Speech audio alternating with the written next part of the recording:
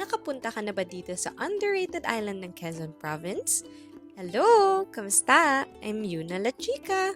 So pumunta ang aming team sa pinakamaliit na munisipalidad ng Quezon Province.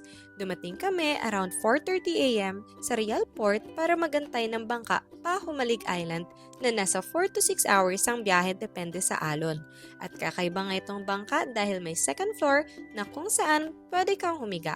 At syempre, first time kong magbangka ng ganito katagal ang biyahe. Welcome to Humalig Island! Una naming pinuntahan ay ang Salibungot Beach na kung saan ay sobrang ganda ng view pag sunset na at golden sun pa. Napadaan na rin kami sa mini grocery store sa bayan para bumili ng snacks. At ayan ang Tito Eli nyo, nagbibilyard with Walis.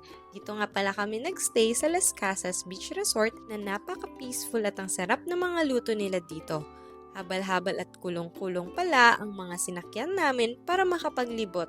At pinuntahan na rin namin itong sikat na puno na tinatawag nilang puno ng walang forever dahil nagigisa lang siya sa patag. Sa patag! Next naman ay ang napakalaking mangrove eco park na open na rin for tourists. At ito yung daan. Kahoy lang. At feel na feel ko pagiging adventurous ko. Adventurous! Pag ako talaga nalaglag kaka-video wala ng Yuna La Chica. Pwede rin sumakay ng bangka at magkayak dito. Ito pala ang view sa itaas. Ang ganda, di ba? Sana naging drone na lang ako. Ito naman ang tinatawag nilang Little Batanes dito sa Lingayen Cove. Ang ganda ng view, grabe, at hindi talaga matao dito. Next naman ay ang Pamana White Beach na white sand at kung saan kumain kami ng unicorn fish. Ang sarap pala nito.